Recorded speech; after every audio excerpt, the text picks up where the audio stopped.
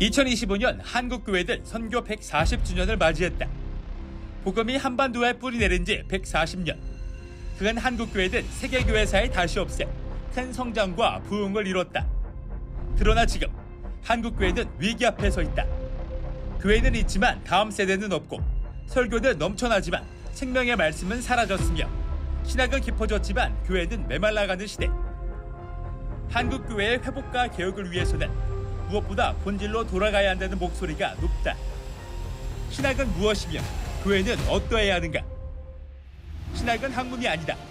지난 2003년 백석대학교 설립자 장종현 박사가 주장한 이 말은 선언이자 교회를 향한 외침으로 20여 년이 지난 지금 더욱 주목받고 있다. 지식과 학문으로 강조되는 신학교육의 문제점을 극복해 복음의 능력이 있는 목회자를 길러낼 때 한국교회의 개혁과 부흥도 가능하다는 것. 한국교회 선교 140주년의 해, 신학은 학문이 아니라는 선언은 한국교회에 어떤 도전을 주고 있을까? 한국교회를 논어라에서는 교회개혁 특집 왜 신학은 학문이 아닌가 7부작 대담을 마련해 신학이 학문이 아닌 이유 7가지를 차례로 짚어보면 참된 신앙이란 무엇인지, 한국교회가 거룩함을 회복하고 신앙의 본질로 돌아가기 위해 나아가야 할 방향은 무엇인지 깊이 있게 분해본다.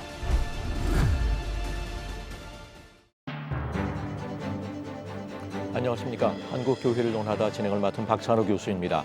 한국교회의 위기에서 비롯된 신학이 학문이 아니다라는 선언이 그동안 신학교와 목회 현장에 미친 영향을 짚어보면서 앞으로의 방향성에 대해 논의하는 시간을 마련했는데요.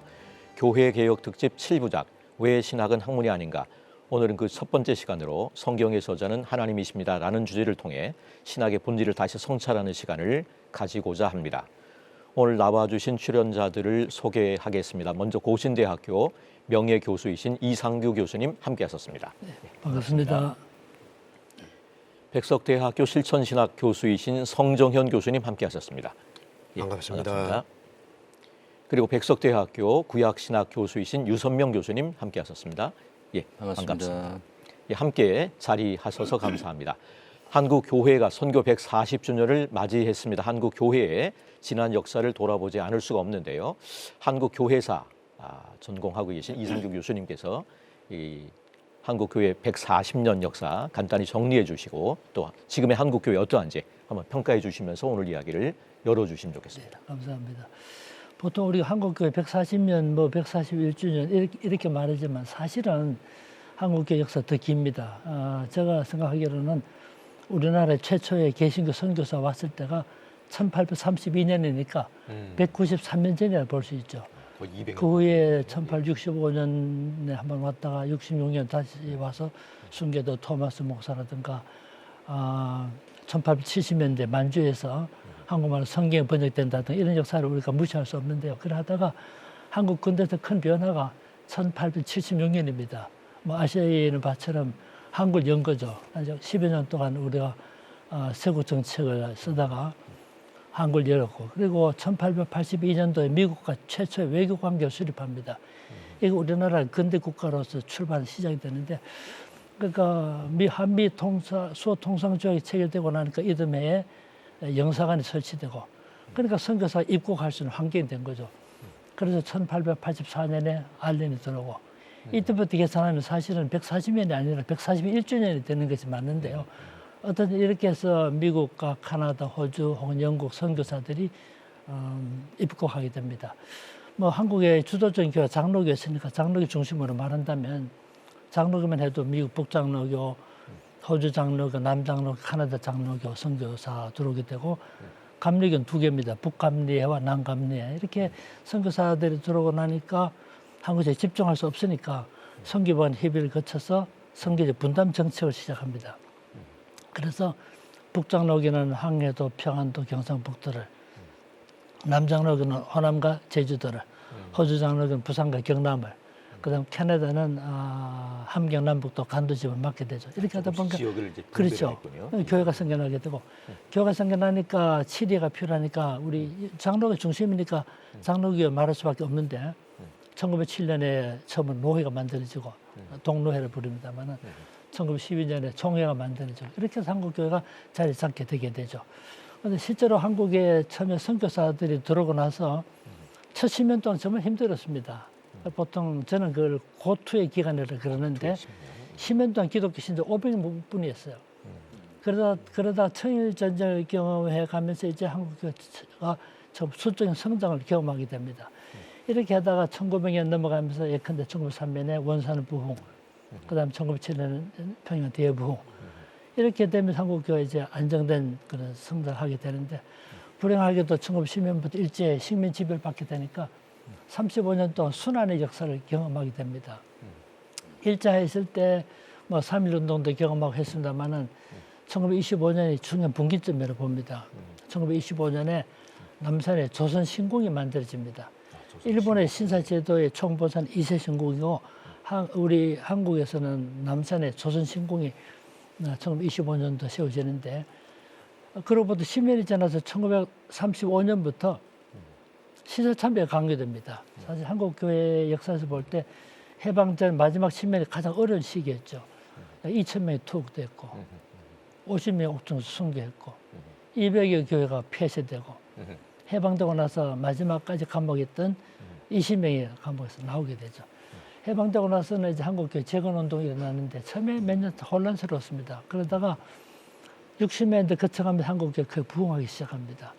1945년 해방될 당시 한국의 기독교 신자는 35만 내지 40만 정도뿐이었어요. 그러다가 1955년도에 기독교 신자가 60만 정도 됩니다. 65년도는 진짜 놀랍게도 120만, 70년대 중반에 오면 800만, 그다음에 1980년대 초에 했을 때는 1000만 정도. 정확한 통계인지 모르지만 뭐 그렇게 알려지는데, 그러다 한국교회가 큰 성장을 경험했지만 80년대를 거쳐가면서 80년대 후반부를 거쳐가면서 한국교회 침체됩니다. 성장도 완화되고, 제일 큰 문제는 교회 출석률이 현저히 감소합니다. 저는 이것은 우리나라가 산업화되고 도시화되고 큰 변화지만 중요한 한 가지는 자동차 급격하게 보급됩니다. 자동차의 급격한 보급은 한국의 삶의 문화를 바뀌어버리고, 그 결국은 교회 출석률을 감소시키게 되죠. 교회 출석률 감소했죠. 또 참 안타까운 일이지만 교회 지도자들의 좋지 못한 일들 신문에 보도되는 교회가 하석화되고, 그 다음에 신학교회에서 사변화되고, 이런 가운데 한국교회 이래서 안 되겠다. 한국교회 쇄신이 필요하다. 이런 상황에서 기독교의 생명신학을 선포하게 됐다고 저는 그렇게 보고 있습니다. 그래서 뒤돌아보면 처음에 기독교가 전파되고 한 25년 동안은 비교적 자유롭게 복음 전했지만 일자에서 35년, 해방되고 나서 70년, 이 한국의 큰 흐름인데, 해방 이후에 한국교회 크게 성장한 것은 참 좋은 일이지만 신학적인 문제가 많이 발생했는데, 이 점을 간파하고 한국교회 쇄신을 위해서 주창했던 중요한 주장이 생명신학을 말한 것이 아닌가, 저는 그렇게 파악하고 있습니다. 2003년 처음으로 신학은 학문이 아니다라는 주장이 나왔습니다. 신학은 학문이 아니라는 선언은 어떤 시대적 위기에서 비롯되었는지, 이 주장이 가지는 의미에 대해서 어떻게 생각하는지 한번 나눠주시면 좋을 것 같습니다. 예, 손정희 교수님. 네, 2003년에 백석대 장정희 총장님께서 신학은 학문이 아니다 선언하실 때, 그 선언은 단순한 충격 요법이 아닙니다.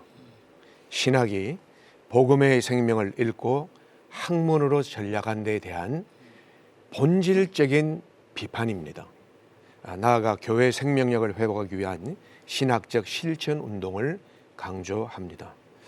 그 선언의 배경은 아주 단순합니다. 무인가 신학교 시절에는 한국교회가 부흥했지만 1980년 정규신학대학원이 시작되면서 한국교회가 서서히 그리고 급격하게 쇠퇴하게 됩니다. 지난날 우리 목회자들이 주석한 건 없던 시절에 오직 성경 한 권만 붙들고 무릎 꿇고 기도하면서 하나님 말씀을 전할 때 한국교회가 부흥했지만, 그러나 신학이 학문화의 길로 들어서면서 신학적 지식은 높아졌지만, 그러나 한국교회는 갈수록 영적 생명력을 잃어가고 있다는 겁니다. 제가 조금만 더 부연하자면은 80년대 이후의 변화는 교육부가 신학대학원 과정을 인가하면서 신학교육이 제도권 학문으로 편입되게 되는 겁니다. 그로 인해서 성경 중심에서 학문 중심, 이론 중심의 신학으로 변하는 하나의 방향 전환점이 되었다. 그래서 신학생들이 신학의 본질인 말씀과 기도보다는 학업과 지식에 치중하게 되었고 복음 전도와 목회 소명이 약화되었다. 그래서 신학은 학문이 아니다 선언의 의미와 배경은 간단 명료하면서도 저는 교회의 주인 되시는 주님의 심장을 담고 있다. 이렇게 생각합니다. 예. 유선명 교수님. 예, 그 참 자세히 말씀해 주셔서 감사합니다. 신학은 학문이 아니다라고 하는 선언은 우리 장정현 총장님께서 학문으로서의 신학이 최고조로 발달한 이제 유럽 서구의 교회들이 몰락하는 것을 보시면서 우리 한국 교회도 그런 길을 따라가는 것이 아닌가라는 위기 의식을 가진 데서 시작됐다 이렇게 한번 생각해 봅니다. 한국 역사 발전을 두고 이제 서양 역사의 어떤 좀 압축 버전, 좀 쾌속으로 진행된 그런 인상을 많이 갖지 않습니까? 경제 성장도 누구보다 빨리 이루었고 민주화도 빠르게 이루었고 모든 과정이 이제 쾌속으로 진행이 되는데 교회사도 어떤 부분으로 보면 그런 양상이 있지 않나 생각합니다. 서구 교회사가 2000년 동안 했던 걸 우리는 아까 우리 이상 교수님 말씀하신 200여 년 좀 안 되는 시간 동안에 굉장한 급속의 성장도 보고 또 쇠락도 보는 그런 특별한 현상을 경험하는 것이죠. 그래서 이러한 것들을 놓고 이제 벌써 우리 사회에서는 탈기독교, 기독교 이후 시대를 논하는 이런 형편까지 됐는데요. 포스트 크리스텐덤 이런 얘기를 할 때 사실 어떻게 보면 우리는 크리스텐덤을 경험한 적이 없습니다. 뭐 전 세계에 대형 교회 몇 퍼센트 우리나라에 있다 이런 외적인 성장은 이루었지만 크리스텐덤이 보통 의미하는 사회 제도를 기독교적 정신이 이끌고 기독교적 문화가 어떤 그 사회의 지배적인 문화가 되고 이런 과정은 사실 제대로 경험해 본 적이 없이 외형으로 굉장히 컸다가 쭉 바람이 빠지듯이 영향력이 작아지는 이런 상당히 기이한 것을 경험하는데 아마 장정현 총장님께서는 이러한 쇠퇴의 가장 근본적인 이유가 사실 우리 신학이 학문화되었다, 또 신학이 사변화되었다라는 데서 찾으셨기 때문에 신학이 학문이 아니다라는 주장을 하시게 되었다고 생각합니다. 이상도 교수님께서는 신학은 학문이 아니다 이 얘기를 언제 처음 들으셨는지 뭐 처음 제가, 들으셨을 때 소회 이런 걸 2003년도에 그때 10월 달이죠. 예. 그때 백석대학교에서 학술대학이 열렸을 때 그때 제가 참석했습니다. 현장에 계셨군요. 그때 그 말씀 듣고 처음에는 저는 이해를 잘 못했습니다. 그리고 그때 다른 교수님들 발표할 때 저 의문을 제기했었는데 세월이 지나면서 좀 확신하게 됐는데요. 모든 사상이나 이념이나 정신은 그 시대적 상황을 반영하잖아요. 제가 볼 땐 두 가지 배경을 말하고 싶어요. 첫 번째로는 이 장정현 우리 총장님께서 오랜 기간 동안 신학교를 경영해 오면서 신학교육이 이렇게 해야 되겠다는 나름대로 확신을 가졌다 생각해요.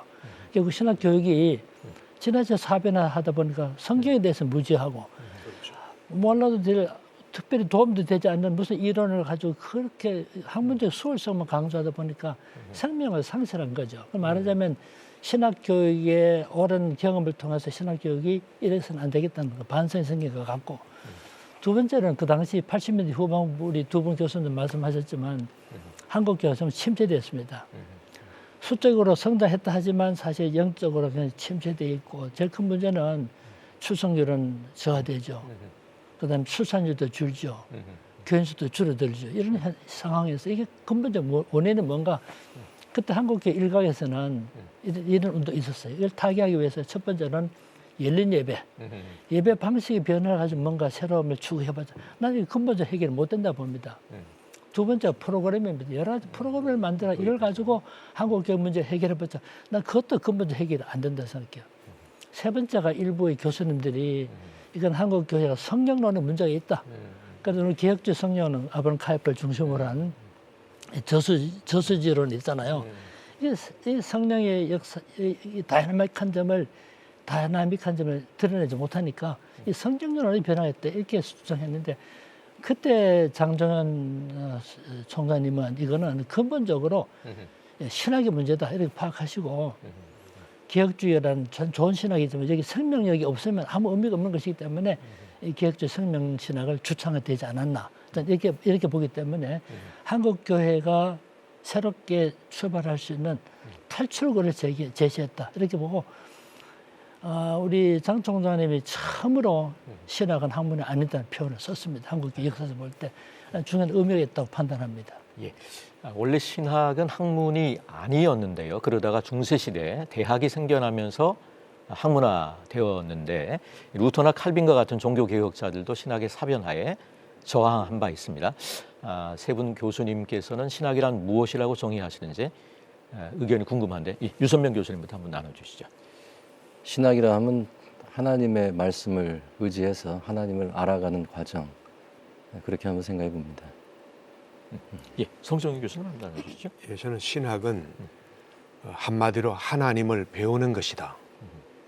그 영적으로 알아가는 것이다. 그래서 예수님의 인격을 닮아가는 것이 신학입니다. 저는 그렇게 말하고 싶습니다. 왜냐하니까 예수님께서 마태복음 11장 29절에 나는 마음이 온유하고 겸손하니 나의 명예를 메고 내게 배우라 하셨잖아요. 내게 배우라. 그럴 때 신학은 예수님의 겸손한 성품을 배우는 것이다. 머리로서 끝나는 것이 아니라 정말 우리의 인격과 삶에 그것이 스며들고 나타나야 그것이 참된 신학이 되는 것이다. 제 신앙 가운데 저는 저 일주일 생활 가운데 금요기도 이후에 제가 가지는 짧은 시간이지만 참 저에게는 의미가 있습니다.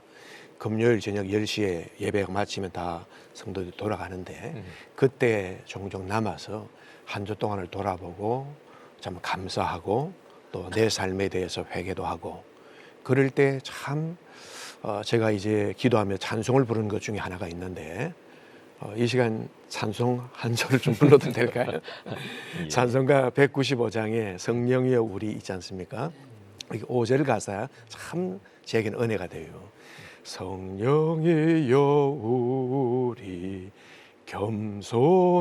겸손해져서 우리 주와 같이 되게 하소서.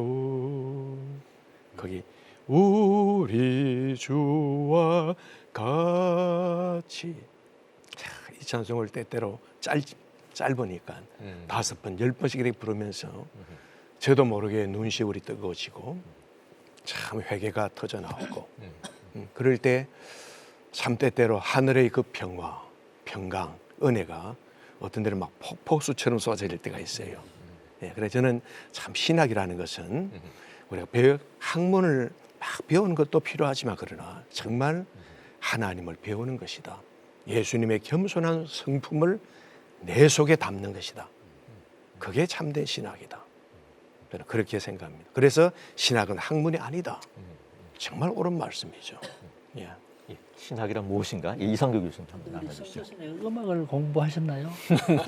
평소보다 좀 못하신 겁니다. 좋으시고, 네. 우리 장 총장님께서 명확하게 말씀했기 때문에 또 다른 설명이 필요하겠나 생각이 들긴 합니다만은 저는 신학은 진짜 교회 건설의 학문이다. 교회 건설을 위한 학문이다. 그런 생각이 들고요. 또 생명을 살리는 신학이 진짜 진정한 신학이라고 생각이 드는데 독일의 베를린 대학교 교회사 교수였던 니안더라는 분이 계셨어요. 니안더. 전 개인적으로 이분 유대인인데 그분 했던 말이 상당히 공감이 가더라고요. 신학은 영혼의 학문이다. 그러면 영혼의 학문이라는 말은 영혼을 살리는 그런 학문이 되어야 된다는 뜻인데 그때도 독일의 신학적 사업이나 이러죠. 자유주의 신학이 창궐하니까 이래서는 안 되겠다는 그런 생각을 했던 것 같아요. 그래서 신학은 학문이다 그 말은 못 하시고 신학은 영혼의 학문이다 그런 말을 한 적이 있죠. 저는 따져보면 진짜 신학은 신앙 고백이고 진짜 진정 신앙 우리 신앙 고백이하고 교회를 살리는 교회를 못 살리면 아무 의미 없는 거니까 교회를 살리는 신앙 그걸 장 총장님이 말씀을 한다면 생명을 주는 신학 복음이다 그런 말이 되겠습니다. 예. 장정희 총장님 말씀에 뜨하면 이제 성경을 받쳐주고 드러내는 게 신학이 되어야 되는데 거꾸로 이제 성경이 신학을 받쳐주는 오늘의 세태에 대한 어떤 그런 한탄 또 안타까움을 표현하고 계신 것 같습니다. 이 한국 교회를 논하다 오늘은 신학은 학문이 아니다라는 선언의 의미를 짚어보면서 이를 통해 신학교와 한국 교회를 어떻게 개혁하고 변화시킬 수 있을지 함께 말씀 나누고 있습니다. 신학에 대한 세 분의 의견 들어보았는데요. 신학은 학문이 아니다라는 선언도 단순한 반지성주의가 아니라 신학의 본질, 복음의 자리를 회복하자라고 하는 주장으로 볼 수 있을 텐데 2003년 첫 선언 이후 신학은 학문이 아니다라는 주장은 어떻게 발전되었는지 성정 교수님께서 한번 나눠주시면 좋겠습니다. 제가 우리 백석학원에서 이것을 지켜보면서 신학은 학문이 아니다가 어느 날 갑자기 뚝 떨어진 게 아니고 하나님의 세밀한 섭리 신학으로 점진적으로 전개해 왔다. 그걸 요즘 뼈저리게 느끼고 있습니다. 하나님께서 우리 청년 장종현 목사님 청년 시절 때부터 고린도전서 12장에 나오는 믿음의 은사 있지 않습니까? 그 믿음의 은사는 단순한 구원의 그게 아니고 하나님의 역사를 일으키는 실천적 믿음인데 이것을 강하게 주신 것 같아요. 그래서 그 믿음이 계속 이제 믿음의 은사가 자라다가 어느 한 시점에 마침 땅 속에서 마그마가 팍 분출되어 화산이 폭발하듯이 그 폭발한 게 2003년 10월에 국제학술대회에서 신학은 학문이 아니다. 400여 명의 신학자들 앞에서. 그리고 그 다음에 2004년에 백석 강좌에서 신학은 학문이 아닙니다. 주제 설교를 하신 거예요. 그 다음 1년 후에 2005년에 생명신학으로 주제 설교를 하세요. 그러고 나니까 개혁주의는 아직 없었고. 아직 없었죠. 그래서 교회에서 그럼 생명신학이 도대체 뭐냐? 생태계 신학이냐? 환경신학이냐? 이런 논란들이 많았습니다. 그러다가 5년 후에 2010년 10월 21일에 수원 월드컵 경기장에서 4만여 명의 신학자, 목회자, 성도들 앞에서 드디어 개혁주의 생명신학, 즉 개혁주의 신학을 실천하는 운동인 개혁주의 생명신학을 주장하게 됩니다. 그리고 7년 후 종교개혁 500주년을 맞이하는 2017년 9월에 백석총회에서 개혁주의 생명신학 선언문을 교단신학으로 채택하게 됩니다. 그때 그 책이 개혁주의 5대 솔라를 재해석하는 책입니다. 그리고 2018년에 개혁주의 생명신학 7대 실천 운동 해설서를 내고 3년 후 2021년에 드디어 신학은 학문이 아닙니다. 책이 출판되는 거예요. 단행본으로 치기. 단행본으로. 그게 초판입니다. 그리고 2022년에 개정판이 나오고 그리고 2년, 3년, 4년, 5년에 이르기까지 이제는 왜 신학은 학문이 아닙니까? 이 문제를 가지고 기도하시고 연구하시면서 이제 금년 여름에 출판하실 그런 계획을 가지고 계십니다. 그러므로 신학은 학문이 아닙니다는 정말 하나님의 섭리 속에 점진적으로 전개해 왔고 또 앞으로 되어가고 있을 것이다. 그렇게 생각합니다. 예, 신학은 학문이 아닙니다라고 하는 그 주장이 왜 신학이 학문이 아닌가라고 하는 그런 쪽으로 이제 발전이 되고 있다고 했는데요. 예, 자연스럽게 왜 신학이 학문이 아닌가라고 하는 이유 최근 5가지로 정리가 됐다고 하는데 유선명 교수님께서 한번 나눠 7가지, 7가지로 정리됐다고 하는데 그래서 3가지로 하시고 5가지로 조금 확대됐다가 7개로 지금 설명이 되고 있습니다. 최근에도 2가지가 더 확대가 됐고. 그래서 7개인데 제가 또 실수할까 이건 읽도록 하겠습니다. 그 신학이 학문이 아닌 이유이니까 이제 무엇 때문에라고 붙여보면 조금 더 생동감이 드는 것 같습니다. 그래서 성경의 저자는 하나님이시기 때문에 신학은 학문이 아닙니다. 이렇게 첫 대지가 있고요. 영이신 하나님은 학문의 대상이 될 수 없기 때문에 신학은 학문이 아닙니다. 학문으로는 구원을 받을 수 없기 때문에 신학은 학문이 아닙니다. 목회는 기도와 성령의 도우심으로만 가능하기 때문에 신학은 학문이 아닙니다. 학문으로는 교회를 살릴 수 없기 때문에 신학은 학문이 아닙니다. 학문으로는 십자가와 부활 신앙을 가질 수 없기 때문에 신학은 학문이 아닙니다. 학문으로는 하나님 사랑을 깨닫고 실천할 수 없기 때문에 신학은 학문이 아닙니다. 이렇게 7가지로 설명이 되어 있습니다. 예, 신학이 학문이 아닌 7가지 이유 쭉 소개를 해주셨는데 그 가운데 가장 공감이 가는 내용이 있다면 어떤 게 있는지 한번 나눠주시면 좋겠습니다. 예, 이상 교수님부터. 저는 특히 4번째 신학 목회는 기도와 성령의 도움 없이는 불가능하다. 아주 참 공감이 가는데요. 저도 이래도 목회본 경험이 있습니다. 그때 진짜 절실히 느꼈던 거는 사실은 하나님의 도움 없이는 지식이나 정보는 줄 수 있어도 사람 마음을 변화시키지 못해요. 근데 사람의 마음을 변화시키려면 진짜 기도가 하나님의 도움이 필요하고 기도가 필요하기 때문에 4번째가 진짜 공감이 가더라고요.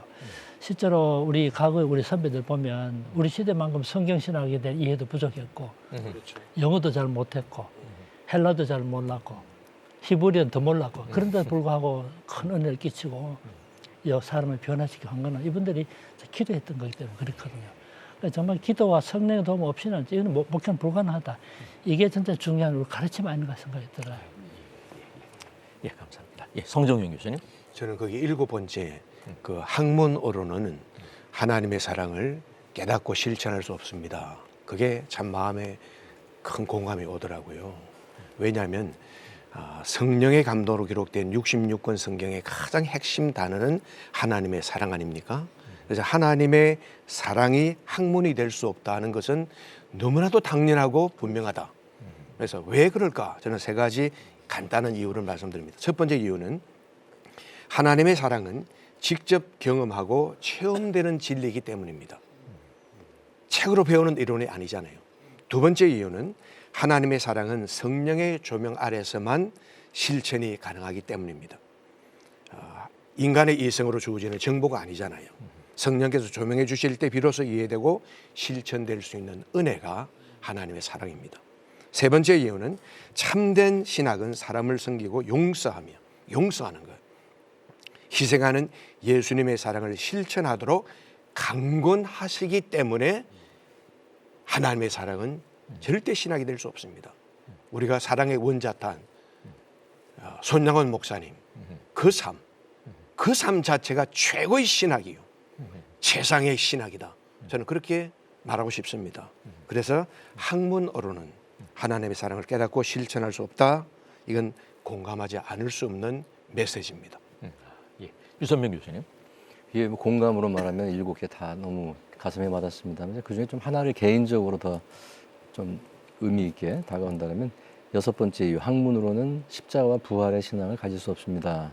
그게 마음에 많이 울리더군요. 왜냐하면 학문이라는 것은 본래 가설을 세우고 이론을 만들어 보고 이제 지식의 체계를 세워서 어떤 결론에 도달하는 그런 작업인데 새로운 증거가 발견되거나 어떤 현상이 바뀌면 항상 새로 바꿀 수밖에 없습니다. 그러니까 어떤 자기 학설에 자기 목숨을 건다 하는 것은 잘 일어나지 않는 일이죠. 언제든지 개정될 수 있는데 초대교회 성도들과 사도들은 예수께서 십자가에서 죽으시고 부활하셨다라고 하는 것에 목숨을 걸었단 말입니다. 그래서 그것을 증언하다가 그것에 의해서 생명을 잃을지라도 양보하지 않았다는 것이죠. 그래서 십자가와 부활을 이론이나 어떤 자신들의 주장으로 생각한 것이 아니라 생명을 잃더라도 이거는 양보할 수 없는 절대적 사실로 믿었다 하는 것을 우리가 역사가 기록하고 있습니다. 오죽했으면 증인을 가리키는 헬라어 단어 마르투스가 나중에는 순교자라는 말로 의미가 바뀌었겠습니까? 순교자라고 하는 말 자체가 그렇죠. 증거한다는 뜻이죠. 영어 이제 마르터라는 말이 거기서 나오지 않습니까? 그래서 증거하다가 결국 그 증거로 인해서 생명을 잃는 사람이 워낙 많아지니까 박해를 통해서 이제 그러한 의미 변형까지 일어났다는 것은 대단한 일이죠. 그래서 죽는 한이 있어도 부인할 수는 없는 그런 확신 이런 것은 학문으로서 얻을 수 있는 것이 아닙니다. 절대적으로 자신의 믿음에 의해서 심겨지고 하나님의 역사에 의해서 성령께서 주신 확신이기 때문에 학문으로는 이런 믿음을 가질 수가 없습니다. 그래서 저는 학문으로는 십자가 신앙, 부활 신앙을 가질 수 없고 또 순교할 수 없다 이런 생각을 하면서 그렇기 때문에 신앙은 학문일 수 없고 또 학문이 이어서도 안 된다 하는 그런 공감을 가질 수 있었다고 생각합니다. 예, 오늘은 7가지 이유 중에 첫 번째 성경의 저자는 하나님이시기 때문에 신학은 학문이 아니다에 대해 깊이 있게 논의해보고 싶은데요. 신학이 성경을 하나님의 말씀이 아닌 인간의 역사적 기록물로 접근할 때 생기는 문제 어떤 게 있는지 성정 교수님 한번 나눠주시죠. 예, 우리가 설교 시간에 종종 보면은 설교자들이 모세가 말하기를, 바울이 말하기를 등등 이런 표현을 듣게 되는데 이런 표현들은 신학적으로 중요한 어떤 문제점을 발생하게 됩니다. 저는 그래서 3가지로 요약하는데 첫째는 성경의 권위를 약화시키게 됩니다. 왜냐하면 성경을 사람의 말로 전락시킬 수 있기 때문입니다. 둘째는 하나님의 음성을 상실하게 됩니다. 성도들은 하나님의 말씀이 아닌 설교자의 그 말을 이제 듣기 때문입니다. 아주 평범하고 단순한 것 같지만 신학은 학문이 아닙니다. 저서에 보면은 이런 내용이 담겨 있어요. 제가 거기 참 마음이 아주 단순하면서도 마음에 와닿았는데 제가 좀 읽어드리겠습니다. 사람들은 교회에 하나님의 말씀을 들으러 옵니다. 아주 당연하잖아요. 바울, 모세, 다윗의 말이 아니라 하나님의 음성을 듣고자 하는 것입니다. 이게 신학은 학문이 아닙니다. 책에 딱 나와 있다 이 말. 그러니까 설교 시간에 바울이 말하기를 그럴 때 인간의 말로 성도들이 착각을 해버린단 말이에요. 세 번째 이유는 복음의 생명력이 약화되기 때문입니다. 히브리서 4장 12절 말씀합니다. 하나님의 말씀은 살아있고 활력이 있다. 그렇습니다. 그래서 설교를 통해서 한국 교회가 다시 한번 회복하기 위해서는 저는 설교자들이 특별히 성경을 인용할 때 이런 세 가지 방법을 취하는 게 좋다 봅니다. 하나님께서 말씀하십니다. 주께서 말씀하십니다. 아니면 두 번째, 하나님께서 바울을 통해서 오늘 말씀하십니다. 모세를 통해서 말씀하십니다.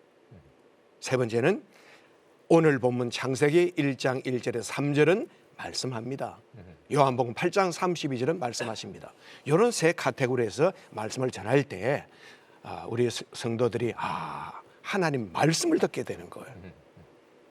그래서 그런 면에서 우리 다시 한번 우리 모든 한국교회 목회자들, 설교자들이 이 말씀 앞에 다시 한번 우리를 돌아보면 좋겠다 생각합니다.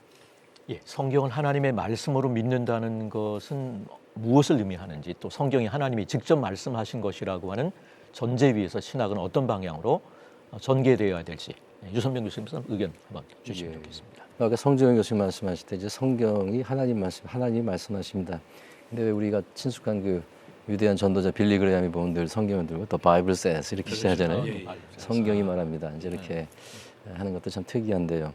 우리가 서구 신학이 갖고 있는 기본적인 접근법을 생각해 보면 성경을 항상 이제 자료로 생각하거나 아니면 하나님의 말씀 영감을 이야기할 때도 이것을 문헌이라고 하는 입장에서 접근하는 것을 크게 벗어나지는 않는다고 생각합니다. 그래서 문헌을 연구하면 글의 내용을 생각하고 글의 어떤 내적 논리가 밝혀지면 이해했다고 생각하는 것이죠.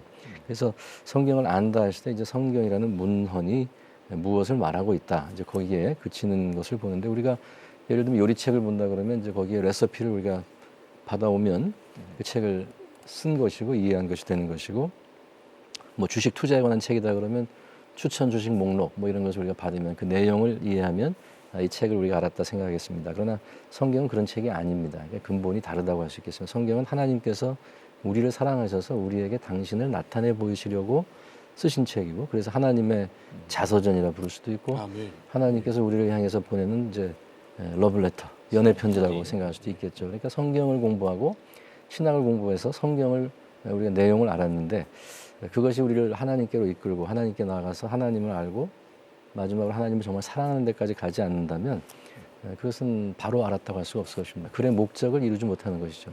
연애 편지를 받았는데 글솜씨가 좋다, 문필가다. 거기서 그치면 연애 편지가 성공일까요? 실패일까요? 정말 그 보낸 사람을 알고 만나고 사랑하게 되어야 연애 편지가 그 목적을 이룬 것 아니겠습니까? 요한복음 20장 31절에도 보면 오직 이것을 기록하면 너희에게 예수께서 하나님의 아들 그리스도이심을 믿게 하려 하며 또 너희가 이것을 믿어서 그죠? 이것을 믿고 그 이름을 힘입어 생명을 얻게 하려 함이니라 이렇게 말씀하신 걸 우리가 기억합니다.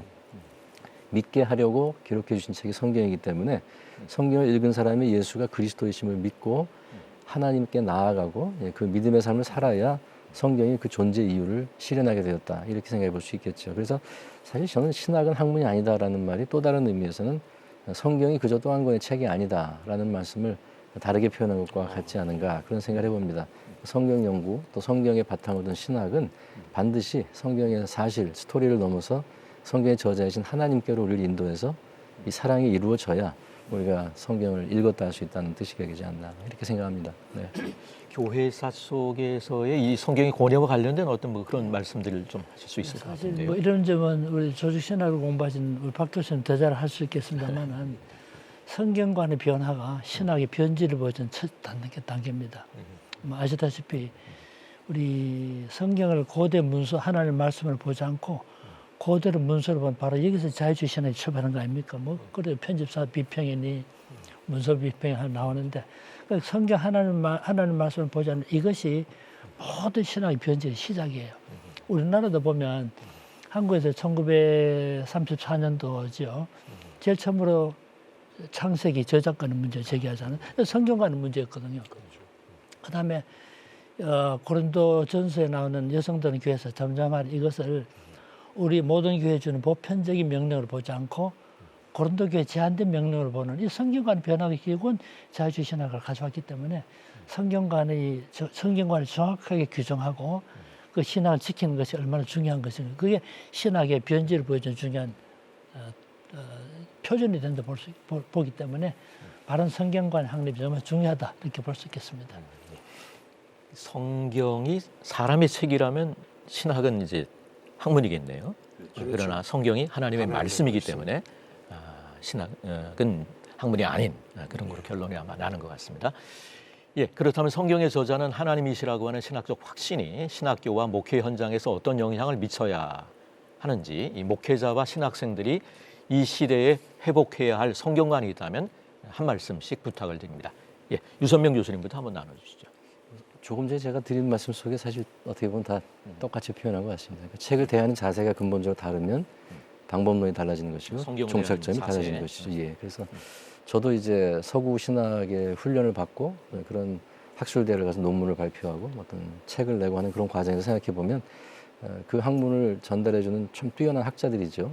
또 개인적으로 보면 굉장히 성경과 신학에 헌신되는 사람들인데 그분들이 그 말씀을 어떤 경건하게 하나님 말씀을 접한다 이런 것은 전혀 우리의 논의의 대상이 아니지 않습니까? 그래서 그런 것들이 배제된 채 훈련받는 과정에 익숙해 있다가 다시 이제 우리 장 총장님의 이런 말씀들 또 우리가 지금 논의하는 것들 생각하면서 나는 강의실에서 어떻게 전달하고 있는가, 어떻게 성경을 읽고 연구하고 있는가 돌아보게 됩니다. 그래서 하나님 말씀이구나라는 것을 계속 머릿속에서 생각하지 않고 그냥 또 하나의 책으로 어떤 연구 자료로 생각하는 이 버릇들을 교정해야 된다 생각하면서 하나님의 말씀으로 받는다 하는 것을 좀 스스로 회복해오고 있습니다.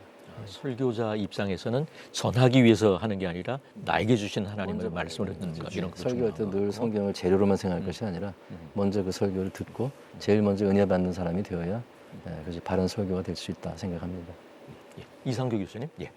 우리 단순한 용어지만 별거 아니지만 그래도 보통 성경의 저자 모세 혹은 마태복음 기록자 마태 할 때를 성경의 저자라고 말하는 건 옳지 않다 봅니다. 단지 그들은 하나님의 성령 인도를 받아서 성경을 기록자에 전하지 않는데 별거 아닌 것 같지만 이 용어부터 좀 더 정리되면 좋겠습니다. 성경의 진짜 저자는 하나님이시고 그다음 인간 기록자는 인간 저자가 아니라 인간 기록자에 전하지 않으니까 이런 점들이 작은 것이지만 우리 삶 속에서 성경의 진짜 저자가 누구인가 바른 성경관을 확립하는데 중요한 기초가 되지 않겠나 이런 생각 들고요. 결국 우리 삶입니다. 한 사람 삶의 태도를 보면 이 사람 진짜 성경을 믿는 사람인지 그냥 형식적으로 믿는 사람인지 알 수 있는 것인데 그리스도인이 자기들 삶 속에서 정말 성경 하나님의 말씀이구나를 보여주는 그런 삶을 사는 것이 가장 중요한 증거라고 생각합니다. 예. 성종현 교수님. 저는 이 시대에 우리가 회복해야 될 성경관으로 가장 지금 문제가 되는 신학의 학문화, 신학의 우상화, 신학의 바벨탑을 쌓는 이것을 우리가 배격해야 된다. 그러기 위해서 제가 우리 백석대 장종인 총장님을 통해서 배웠던 아주 중요한 하나의 교훈을 제가 좀 나누고 싶은 게 있습니다. 그분의 메시지 가운데 용어에 신학의 말씀화, 성경의 생명화 이런 단어는 굉장히 참 누구도 쓰지 않는 단어인데 사실 제가 이걸 계속 공부를 하고 연구를 해보면서 그분의 설교들을 다 정리를 하고 하면서 특히 작년에는 우리 백석신학대학원의 백석저널에 장종현 박사님의 신학 용어 말씀화 생명화에 기초해서 백석학원의 비전 3가지를 제시했습니다. 그 내용을 제가 다 정리를 하면서 깨달은 것은 장종현 박사님이 강조하는 신학의 말씀화 생명화의 초점은 신학이 머리 신학으로 머물지 말고 그다음 가슴 신학으로 내려와서 뜨거워지고 그다음에 무릎으로 내려가는 무릎 신학이 되어야 된다. 그게 핵심인 것 같아요. 머리 신학, 가슴 신학 그리고 무릎 신학. 네. 가슴 신학까지는 니안더가 했던 말인데 니안더도 무릎 신학까지 내려가지 못했어요.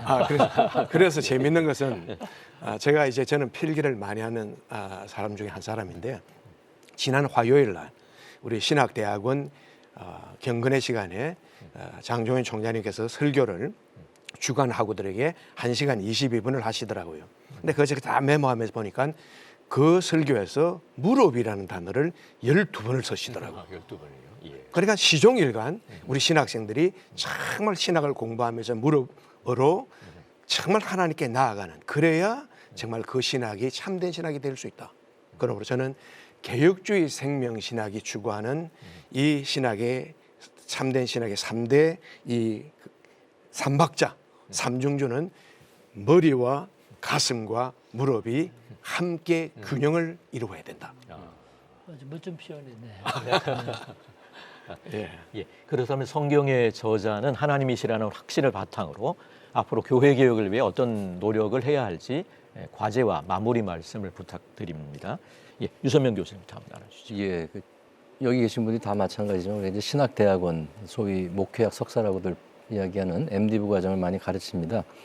이제 전통으로 보면은 마스터 오브 티올로지, 신학의 석사 과정이 있고 혹은 디비니티라는 이름으로 마스터 오브 디비니티가 있는데 MDiv라고 우리 부르는 과목이 마스터 오브 디비니티이고 과거에 보면 그 신학을 가르치는 프로페서 오브 티올로지와 별도로 프로페서 오브 디비니티라는 직함이 있었더군요. 그러니까 이렇게 얘기할 때 이 디비니티는 그냥 신학이 아니고 우리가 지금 하듯이 목회학이 아니고 어떤 신성에 관한 것, 하나님의 신성, 영적인 것들, 또 영적인 가르침을 통해서 경건에 이르는 모든 것들을 종합하는 어떻게 보면 신학 교육의 정점에 있는 것이 디비니티다 이렇게 생각해 볼 수 있습니다.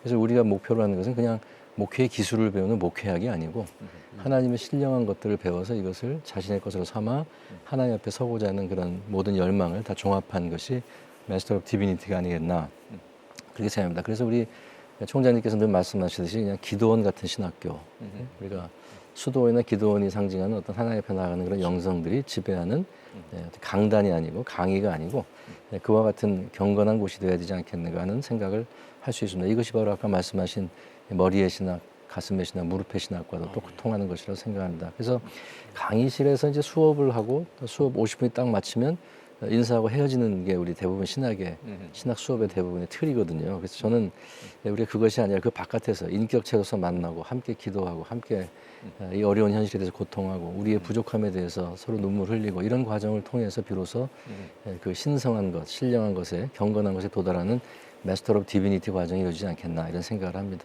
사실 제가 이런 말을 하기엔 저 자신이 너무 하찮고 누추한 사람입니다만 함께 기도하고 함께 고민하고 함께 답을 소망을 찾아가는 것이 그것이 우리가 가야 할 길이고 교수가 다 성자가 될 수는 없겠습니다. 그러나 신학교 교수가 스스로 학자요 연구자요 강의하는 것으로 다 할 바를 소임을 했다 생각하는 것은 명백한 잘못이라고 생각합니다. 그래서 이 신성의 회복, 디비니티라는 말에 다시 한번 돌아가는 것이 우리의 과제가 아니겠는가 그런 생각을 해봅니다.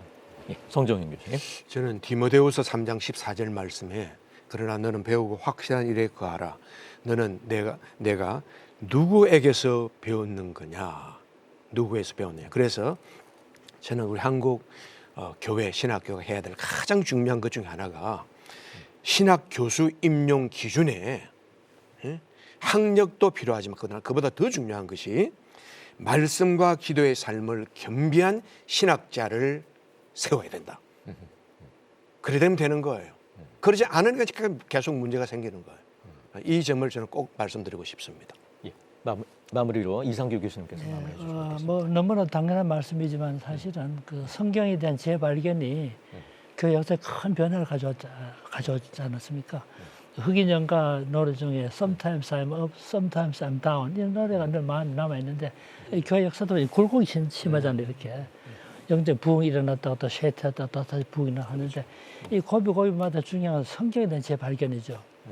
요시아 왕이 성경을 발견했을 때 그 부흥이 일어났고 16세기 종교개혁자도 그랬고 18세기 영국에서 복음주의 각성운동이 일어났을 때도 성경에 대한 새로운 발견이 변화를 가져왔듯이 한국교회도 똑같은 일이라고 생각합니다. 그래서 따지고 보면 두 가지인데 두 분 이미 말씀하신 속에도 포함되어 있지만 첫째로는 지도자의 각성이 필요하고 두 번째 신학교육입니다. 신학교육이 바로 돼야 한국을 살릴 수 있는데 이런 점에서 개혁주의 생명신학을 말한 거는 한국교회를 쇄신하고 한국교회를 살리는 이런 신학운동이라고 생각을 합니다. 예. 한국교회를 논하다 오늘은 교회개혁 특집 7부작 왜 신학은 학문이 아닌가 그 첫 번째 시간으로 성경의 저자는 하나님이시기에 신학은 학문이 아니라는 말씀을 함께 나눠보았습니다. 한국교회가 무엇보다 성경으로 돌아가 살아있는 하나님의 말씀으로 교회와 사회를 변화시킬 수 있기를 기대하면서 오늘 순서 여기서 마칩니다. 함께해 주신 여러분 고맙습니다.